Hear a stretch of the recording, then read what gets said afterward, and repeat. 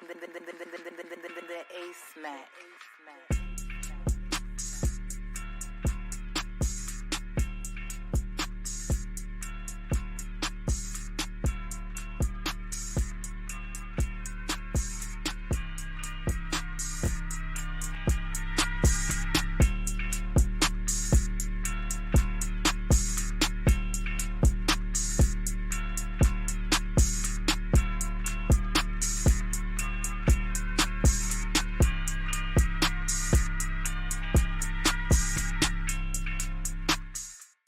Welcome back to another episode of the Chambers Effect. I am your host, Darius DC Chambers, also the host of With the Shit, but today this ain't that. Today, I have special guests on another episode of the Chambers Effect. So, I have Miss Leah Brown. Okay, that way. And then below, you see Celeste and Lamar. They are defining excellence. Please introduce yourselves so people can know who you are. I am Celeste Brown, the owner of Defining Enterprises, and this is my team that's here with me today. I'll let them introduce themselves. Hello, everyone. I'm Lamar Lester. Hello, everyone. I'm Leah Brown. Oh, you guys feel, I know you, so for everybody's watching this, they felt this is their first time doing this, so I'm trying to make them feel at home. So when you guys are watching this, know that, because I want you guys to know this, that they're professionals. So they're really trying to be professional about this, but I want them to get loose. So I'm going to ask a question. If you guys won $2 million today, what would you guys do with it? $10 million? Yes, ma'am. Is this for personal or this for business? Whatever you want. I would probably split it between the two. Personally, like I want to travel the world and see a million places, just see all over the world. Professionally, it's like the seed money to have no limitations or the way to be able to grow the business. I like that. What about you? Wow. I talk about that all the time, but now that the question's really asked, I really don't know, man. Maybe, travel, help family, continue to grow the business as much as we can.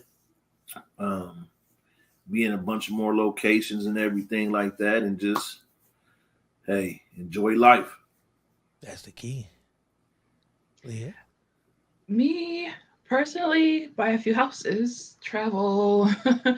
For the business, buy more machines. We'll get into that later, and grow from there. I'm going to tell you what I'm going to do. I'm running away. I'm going far away. I'm going to take my family with me. And then I'm moving somewhere like Acapulco, wherever that's at. Because I failed geometry, so I don't know, have no clue where Acapulco's at, but I'll go there just because it sounds exotic. Yeah, it sounds, the word Acapulco, you can't be mad and say the word Acapulco. I don't know how you can say that with a mean mug, but that's just me. If you guys could eat one meal for the rest of your life, what would it be? Oh, that's hard for me because I don't really have a favorite food. Like people say, they don't understand. Like I don't really have a favorite food, color, anything. So I wouldn't have a specific meal. Just give me something that I like versus something that I don't like. Give me seafood, lobster, shrimp, king crab legs, and I'm happy. Yeah. I'm happy. Me, I don't have a favorite food either. I could probably live off of smoothies though for the rest of my life. So maybe smoothies.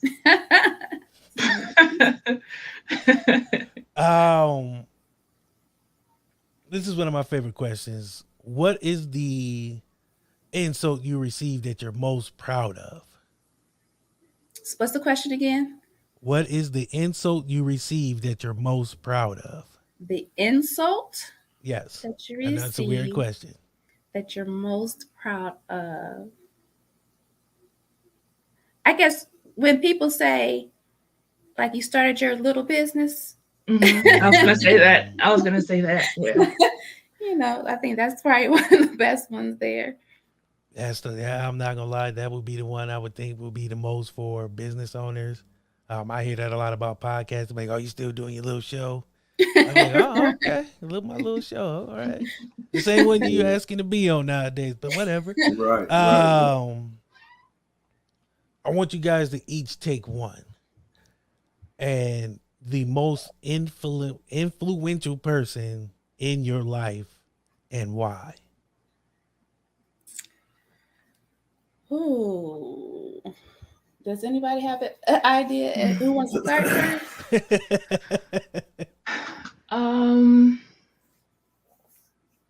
I think for me, everybody answer would be like your mom or dad, but outside of my mom, I would say it was be by the guy named Jerry Rowland.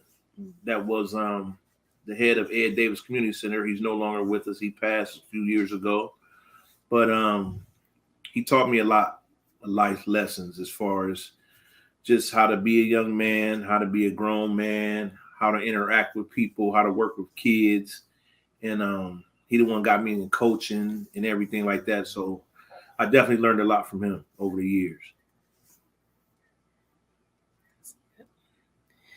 I would probably say most influential would probably be my dad, just because he was, an active dad and in the household. So he was real adamant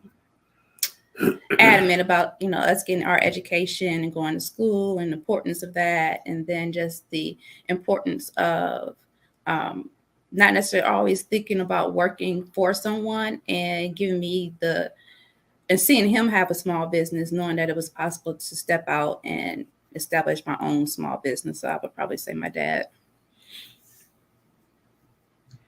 Yeah, I was gonna probably say my parents, and I don't know if you didn't introduce us as sisters, but we are sisters. Oh, sorry. You know what? You know what else I didn't do? I'm slacking. I forgot. Supposed to been do that, but my fault. I'm slacking on mine. But yes, they are sisters. I don't know if people can get that correlation in last name the same, but I ain't had my coffee this afternoon, so I apologize for not giving y'all the clap or identifying y'all as sisters. No problem. Yeah, I just wanted to say, since we have the same parents, probably my parents, and also my sister, just for her starting this business, was really inspirational and influential to me to even jump on it. So now I'm gonna get into a little industrial questions, and then we're gonna get into the business, because I think these are gonna lend into each other. First, actually, let's talk about the business. How, and I know the answer, so I don't want you to answer like I know the answer. But how did this come about for you guys? It's kind of funny. Well, because there's a multi parts to the business. So defining enterprises all started probably back in 2020. I started as a sole proprietorship in 2020. And it started, Lamar and I was actually in a fast food restaurant parking lot. And I was like, these parking lots are really trashy. Like, there's an opportunity to start a business here as a parking lot cleanup service. So we kind of had talked about it and kicked around that idea a little bit. And then Lamar knows a lot of people. So he knows people who owns businesses. And so he said, well, let me introduce you to such and such and see if they would be interested. So we started defining lots, which is just the commercial parking lot cleanup service. Oh. So that is a piece of the business. And then Lamar and I again were traveling, and we were in Vegas, and I saw the Kylie Jenner cosmetics vending machine and thought to myself, oh, wouldn't it be nice if we had something like that here? We don't have our own cosmetics company or brand or anything like that, but it'd be nice if we had brought something like that to Northeast Ohio, because there isn't anything like it around. And then, so we kind of thought about that idea, had talked to Leah about that idea, and we started to approach, my initial idea was to approach like some of the local malls in the area, and they weren't really interested in the idea. And then I reached out to the Akron Canton Airport, and then the ball got rolling from there. Now, I don't know how many malls we have left here, especially in Akron, because I think Chapel Hill is dead. Rolling Acres is dead. So what you got just left? Summit Mall. I approached Summit Mall, Beechwood, Belder Village. We had talked with for the vending idea. We talked to those malls, and then on the parking lot cleanup sign, we were working with the company who manages the Dave's parking lot down there in East Akron. So that was kind of our avenues of reaching out to some of the local businesses in the area about either business. So I've seen the vending machines, and I'm not even calling it a vending machine. This is like a luxurious retail box. It's like all inclusive. You guys have a lot of things that go into it. Not only that, the advertising side of it. So you guys are able to do a lot with these machines. I want to get into the story as far as the program that you guys did to get in with Akron Canton Airport. Interesting enough, this is one of those times where I say follow your gut instinct, because I had received a email from Akron Canton Airport just about like flight specials. And when you read to the end of the email, it says, for more information, contact me. And it was from the CEO of the airport.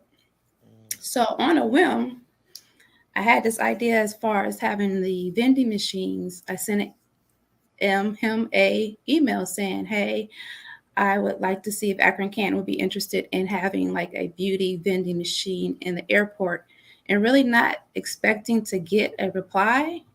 The next day I got an email back. To my surprise, I got an email back. So that's how it really got started. So in other words, people, if you're on, I'm notorious for not reading the email, at least all the way through. So I guarantee I will now.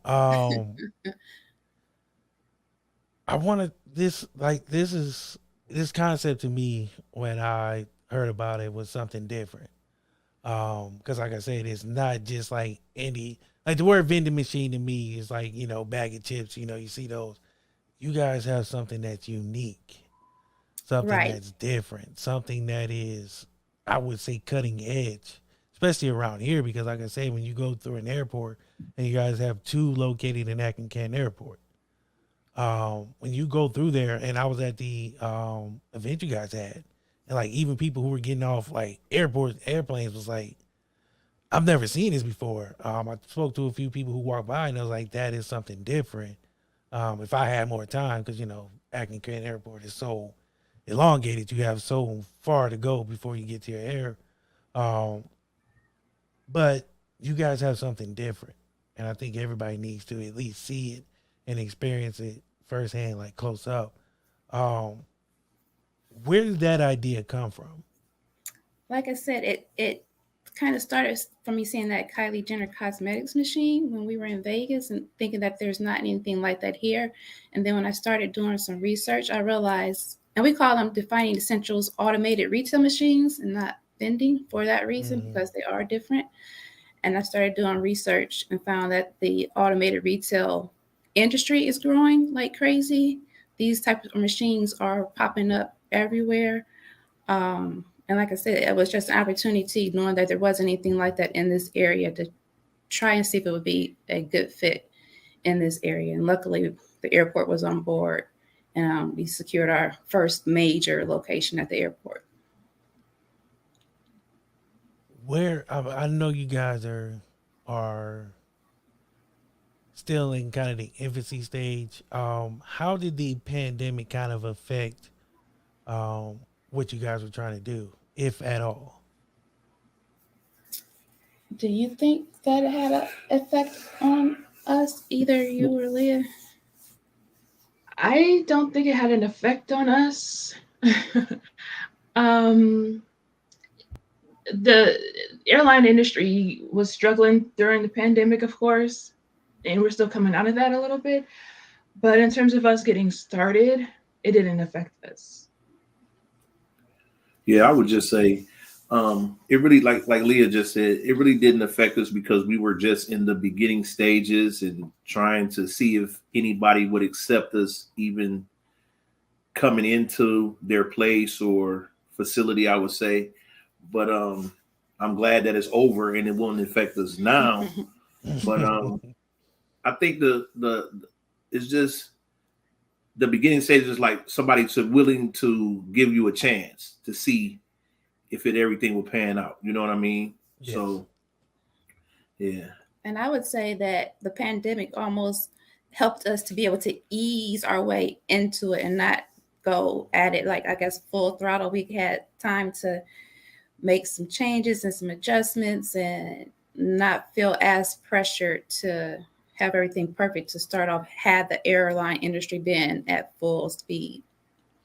I'm glad you guys said that because one of the things I realized about the whatever we're calling it now, the outskirts of the pandemic, is that a lot of people took that time to self-actuate and then grow because some people looked at it as a hindrance, whereas people like you guys seen it as an opportunity. Okay, we have an idea. Now we have nothing but time because nobody's doing nothing really.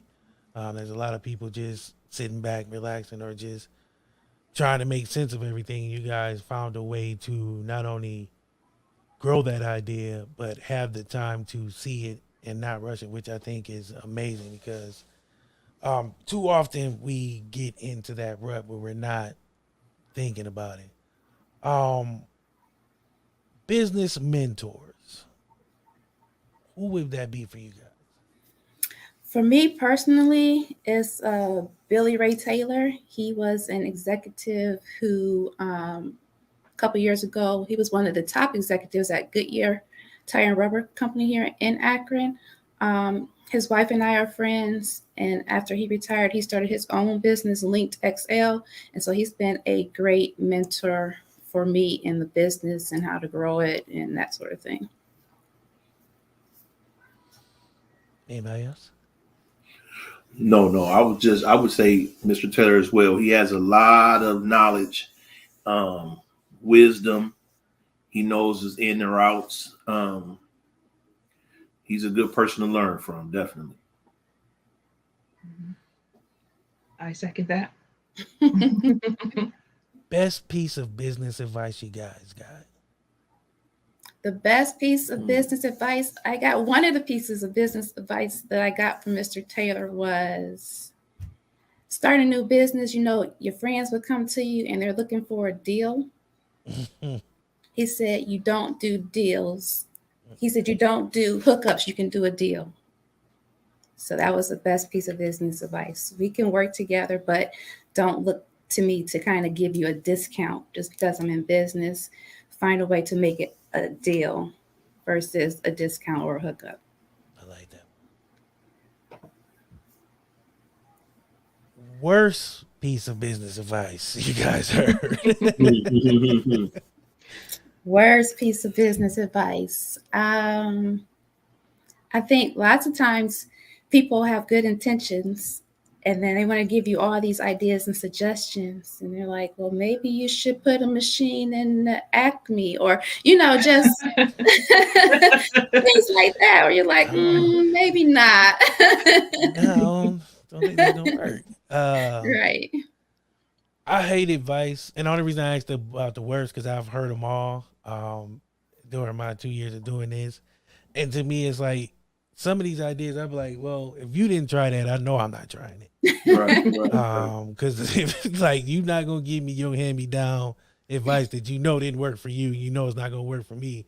But in the spirit of you trying to help, that's what you come up with. So I'm not really with it.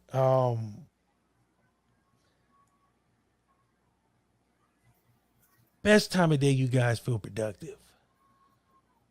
For me, I think I get the most done first thing in the morning. I think my mind is fresh and clear, and any ideas that I've had from night or dreams or whatever, they're fresh and for me in the morning. Yeah, I'll go along with that also. Morning time. Well, maybe a little after morning, maybe closer to noon, like, you know what I mean? So that's when I get my thoughts together and, you know, a little food in me or something to drink or something. I'm ready to go then. For me, probably the afternoon. Yeah, afternoon. What is one thing that happened that you guys didn't expect to happen starting out? I would say just the whole partnership with the airport. Like that was a complete surprise and blessing. Like I would not have imagined um, where being able to start an airport, because to be able to get into an airport has been a big deal. And people are like asking me, well, how did you get in the airport? Because it's really hard technically to get into an airport environment in the first place. So I think that's been the biggest surprise. And then also moving forward, like the contacts that I've made since I've been at the airport and the possibilities for the future. For me, I would just say, you know, to be honest, when we first talked about this and everything, it was just an idea. And Celeste was real adamant about it. And I was seeing her write things down. And I was like, yeah, okay, you know, I was on board, but the reality didn't hit me until the day that machines actually were put in the airport. Mm-hmm. Him off that truck, and we took that dolly off, and we took that first machine, and we opened up and looked at it, and I was like, "Oh, it's real now! Like, it's real." You know what I mean? So that was a huge surprise, and hey, now the sky's the limit, I guess. Mm-hmm. I'd say the same thing when we first got the machines, because it took 2 weeks to get here on a truck, for them to get here on a truck. And, you know, when they're not here yet, anything could go wrong. So when we finally got them, it's just like, okay, it's real. And like, honestly, when she talked about the parking lot cleanup, I wasn't really too enthused about that idea. Like, I was like, oh, okay, that's a good idea. Okay, I'm good on that. But and then the idea of the machines came, and then when they actually came in the whole airport, then that's when it was like really like, this is something bigger than I thought. I want you guys to do me a favor, because I like opening new things. I want you guys to describe that moment when you guys open those and seen those machines for the first time. Take us back to that moment. It was exciting because, like Leah said, they were trucked in from California, so the anticipation of them coming was anxiety in itself. So the moment when they actually arrived and coordinating the getting them in the airport and that sort of thing, and then you get them here and they have to be uncrated, and then like I've never uncrated a vending machine before or automated retail machine before, so I got this strong guy to be a part to help with all of that logistical moving parts and pieces of that. But when we got them here and they're taking them off the truck and bringing them down the lift and that sort of thing, like I said, that was almost a surreal moment. Like, wow, they're really here and that sort of thing. It was like Christmas, it's like, wow, this is like a big surprise, not a surprise Christmas gift, because you're anticipating them coming and that sort of thing. But the surprise was like, this is it. They're really here. We're really about to open this crate and see the machines are here and go for real. It was the go moment for real. Yeah, because we designed them and we worked with the company to design them, but we didn't see them in person, of course, just pictures. So to see it in person is amazing.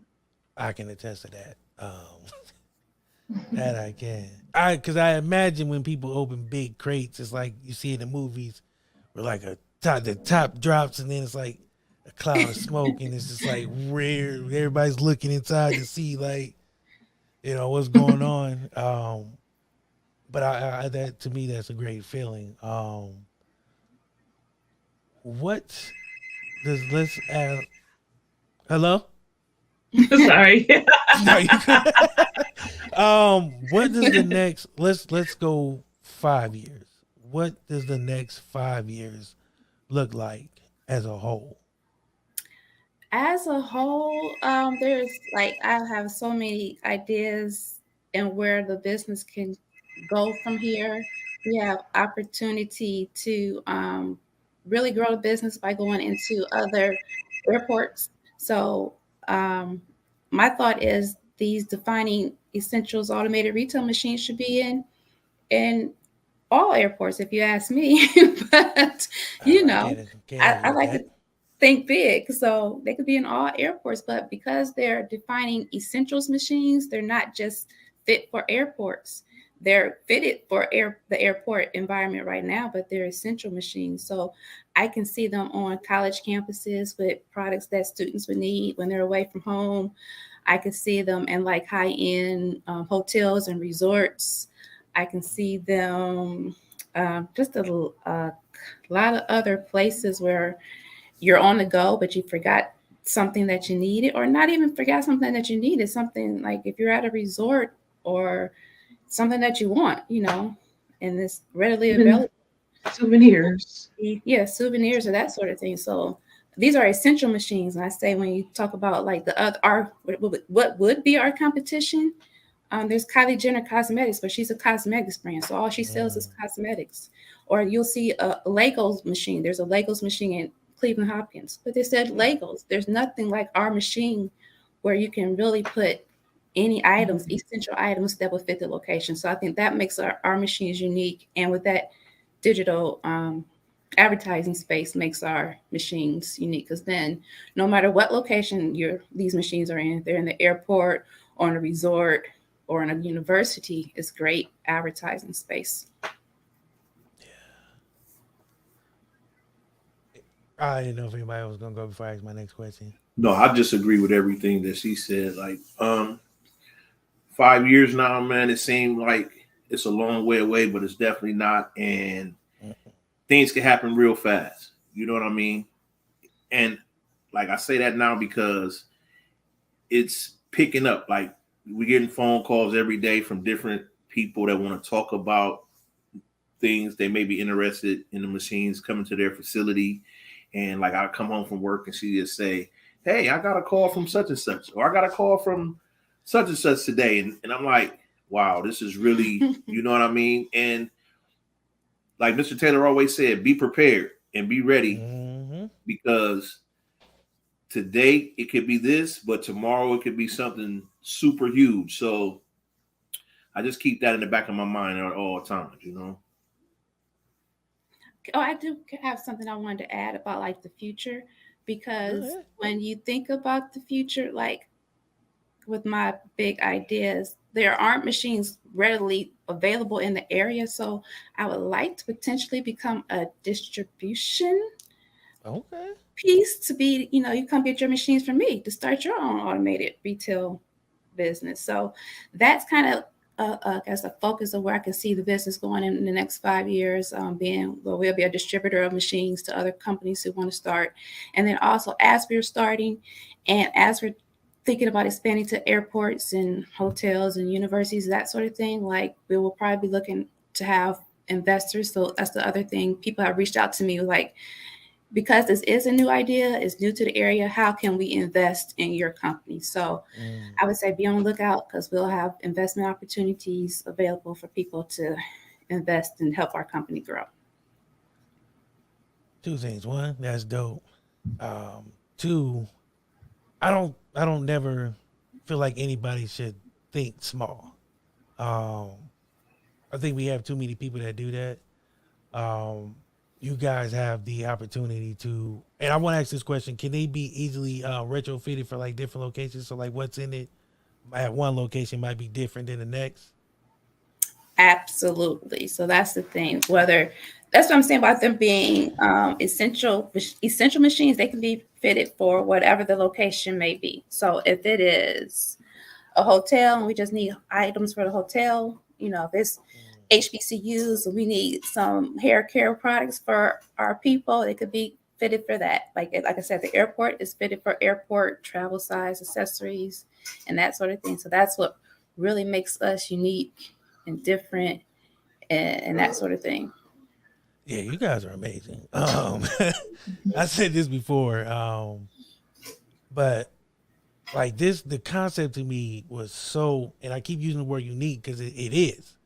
Um, I've seen a lot of things in my lifetime. I haven't seen something that has the the versatility to kind of be a all inclusive thing, but also stands out.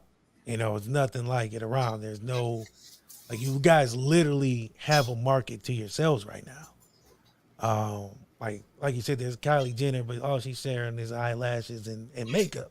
You know, and Legos are selling Legos. You guys are selling so many different things and have the opportunity and ability to make it unique to every location. So I think that's why, to me, it was like so different, and I wanted to be able to talk to you guys about that and share it with the people, because like I'm like, if you haven't seen this, it's mind blowing.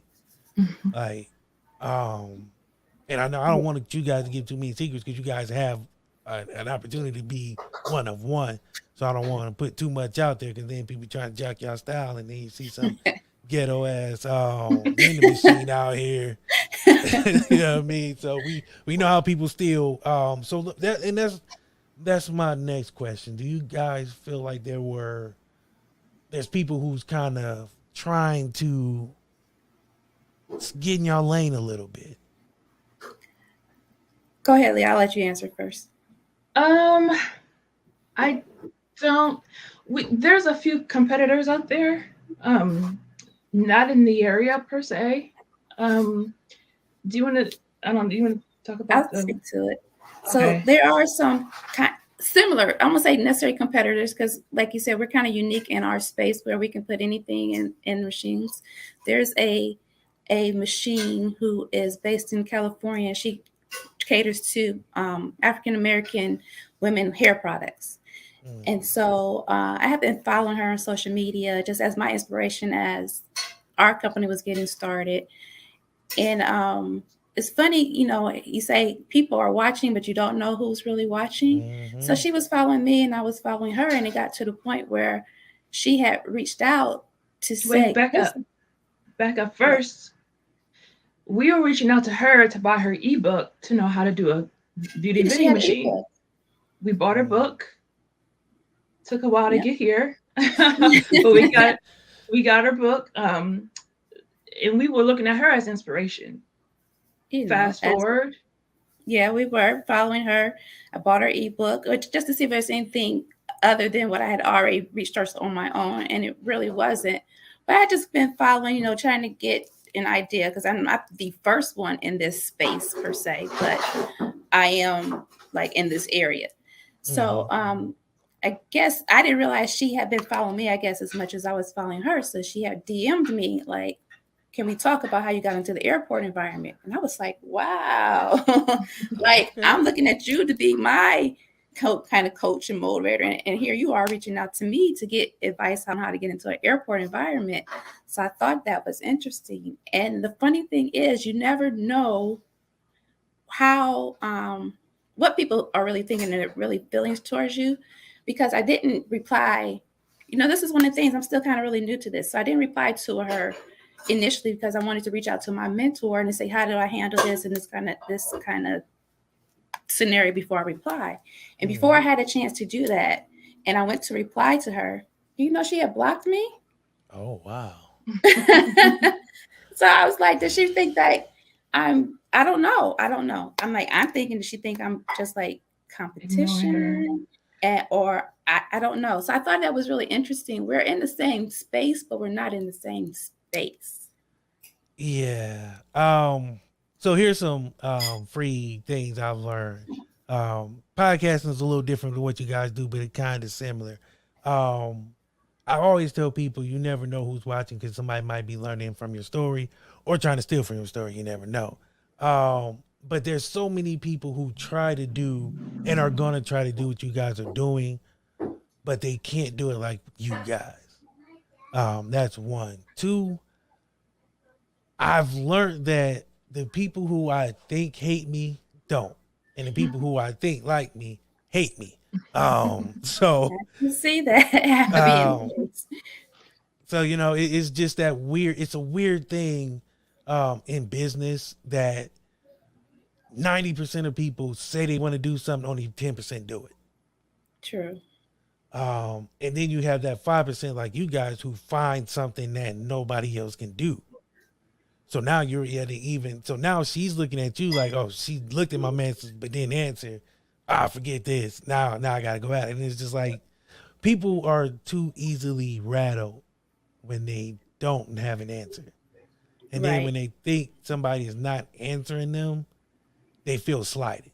I can attest to that because I've had that issue myself.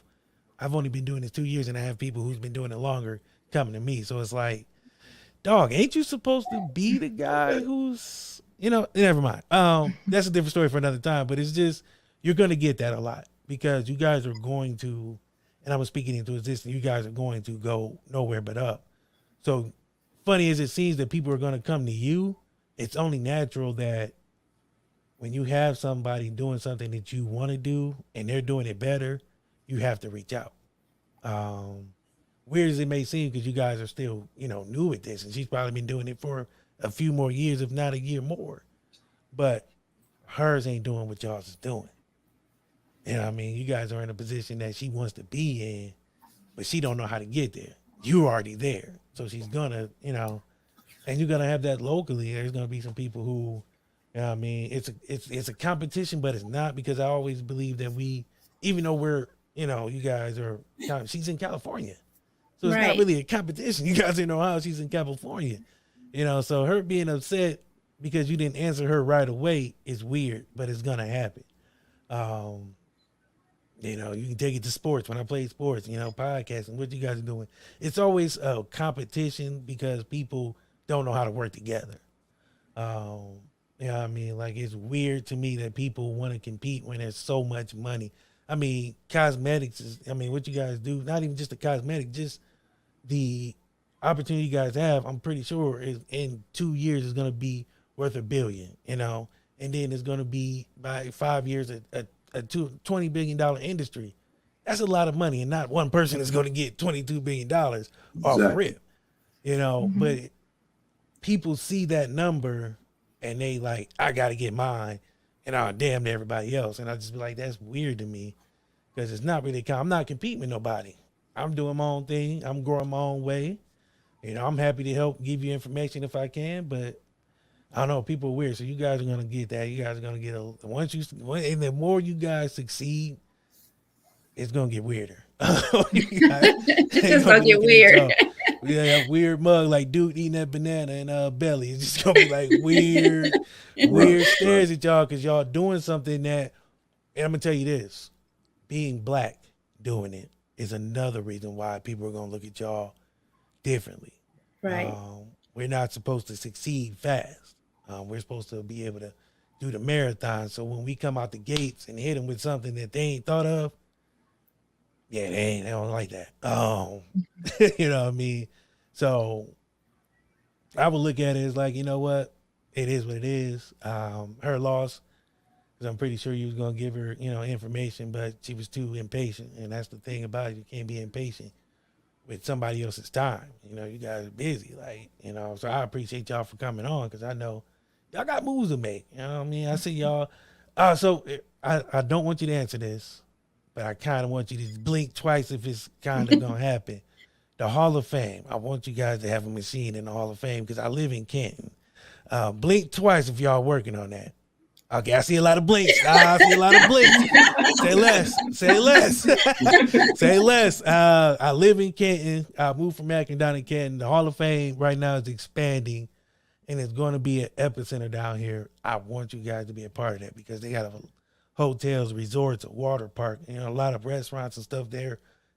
I don't want to say took people's home, because allegedly I can't say that, but they bought up a lot of land around the Hall of Fame. So for a decent price. So I say that to say this. I want you guys to be in there because I want to see you guys win. 1, 2, I think it would be a great opportunity.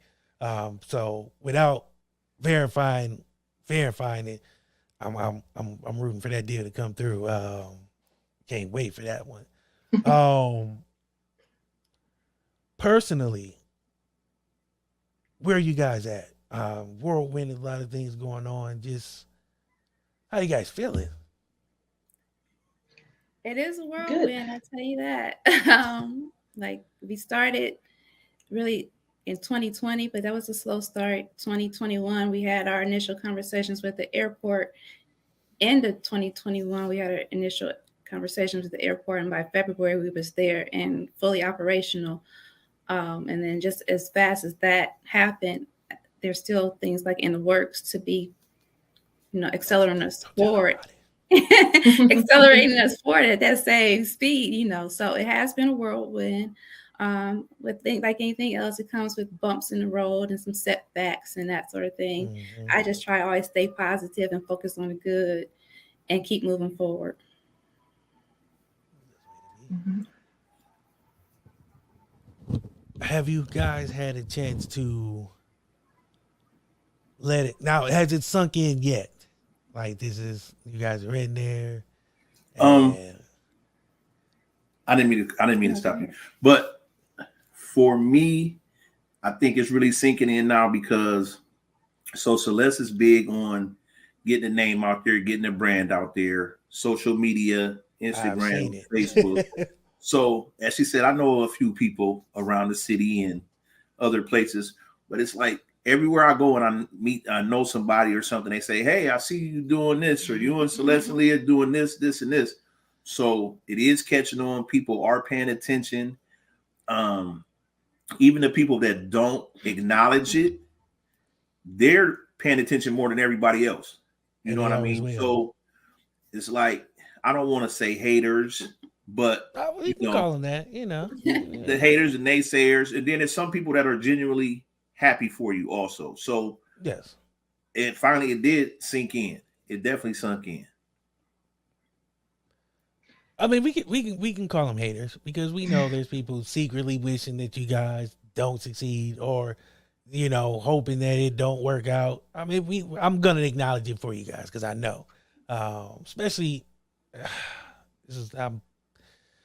especially in Akron, Ohio. I'm sorry, I've lived there for most of my life, but yeah, I mean, I had to get away from it because it was so many people who didn't want to win, didn't want to, do nothing, didn't want to see past their front porch. And it's like, sooner or later, you have to have a different mindset.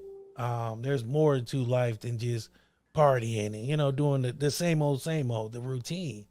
So I'm going to say it. Not everybody, there's a small percentage, but there's some people who will never be happy for anybody winning. That's just how they are. There will never be people who are happy for you personally because they know you and you're doing something that they either can't do or ain't trying to do, but they don't want you to do it neither because misery loves company. Let's just, I faced it. Everybody faced it. We face it. Like, it's just one of those things where people who, you kicked it with and hung out and known your whole life. And it's like, well, dog, I'm going into business. I got this idea. What you trying to do? Oh, it ain't gonna work. I ain't trying to do that. And let's do the same thing we used to do. And it's like, nah, I can't do that. So now I got to surround myself with people who are trying to do that. And once they start seeing you like, oh, damn, he was serious. They were serious about doing this, and now they doing this. Like, but it ain't gonna work. I hope it don't work. Please, God, don't let it work. Because now I've been a part of that, and now I ain't a part of it. It's too late to swallow my pride and be like, I'm sorry, I was wrong. Can I help you? Because people don't do that. It just don't work that way. Yeah. So yeah, there's always haters. And it's sad because Akron is so small. Ohio ain't that big either. So let's not act like it's California, Chicago, Miami, or none of that. So we should all be trying to. I make it a point to try to share as much as I can from people who are doing positive stuff and support it. I don't mind putting my name on it because. And Celeste, you have to stop thanking me for sharing stuff. Yes, you just gotta get used to it. This is what I do. This is what I do. When I see you guys share something, and I'm going to reshare it because I believe I've built sort of a platform here. My numbers are growing. Not to toot my own horn, but I want to use that to uplift and support people who are doing what you guys are doing. Because not only, like you said, want to be a distribution, but you have little black girls and brown girls that are gonna look up to you guys, you know, and see like, oh, Celeste and Leah, they're from Akron. Look what they're doing. I can do something. I can be more than just Akron. Lamar, the same thing, you know. I've had a kid come to me and was like, hey, I see what you're doing. I want to learn how to do that. And I was like, kid, don't do what I do. Please don't do what I do. Just do it differently. I took the long road to get here. But it's different when you start having people looking up to you because it's a weird feeling. So stop thanking me when I share stuff because I'm just going to do it. I'm just... because like I said, like it's easy to share. People don't realize support is not always money. It's time, it's effort. It's being there, you know, when that person's having a bad day and just like, we got this, you know what I'm saying? We can do this. I believe in y'all. You know, it's the small stuff that people don't realize entrepreneurs deal with. Because not only you might be working a 9 to 5, but you're also trying to make your own dreams happen. So you bumping heads with the corporate world and your world. So, I mean, it's not easy. So, but believe me, I believe in y'all. You know, and I mean that genuinely because, like I said, I think me and Lee have been friends on Facebook for like 10 years and we've never spoken more now than, you know what I mean? But there's always a reason why people are still around, you know. It's not by accident, you know. It's just about timing. We're all in the same space. Well, not me, because you guys are doing more than what I'm doing, but I'm in a space to where I can help you guys by showing my support, by putting it on pages that I have that people can see it. You know, and it's a small thing, but I believe it starts with that. You know what I mean? Support. Like you said, man, Lamar, just like people not like you don't know who's looking at you until they're looking at you. And then those people are watching. Some for the right reason, some for the wrong, but y'all just keep doing y'all. I mean, y'all, like I said, y'all in the Hall of Fame soon, so don't worry about it. Speak that into existence. Y'all ain't got to say nothing because I know y'all. That's the thing I had to learn about this thing is there's etiquette to it. You know, I'm one of them people. If something good happened, I want to share it to the world. But then I'd be like, damn, I just signed a contract or something. There's an NDAs and I can't talk about nothing for at least 3 months. So I don't want to get nobody in trouble. So that's why I say blink twice, you know, but don't say too much. Because I don't want to mess that up for y'all. Because I feel like y'all, I keep coming back to work with me because it is. I don't think people realize you guys have a market cornered. And it ain't just one thing you guys can do. So that's what makes this market so damn unique. You know what I mean? Because you guys can put anything you want in there at any time and switch it up. So it's never the same product. You know, you go to Toys R Us, you just getting toys all day. Right. You go to Walmart, you get a bunch of bad products. Yeah, I said at Walmart, I still can't stand y'all, but don't go to Walmart. But that's just my own personal thing. Me and Walmart got a long-standing hate relationship. But you guys have the ability to be a chameleon. You know, and I don't think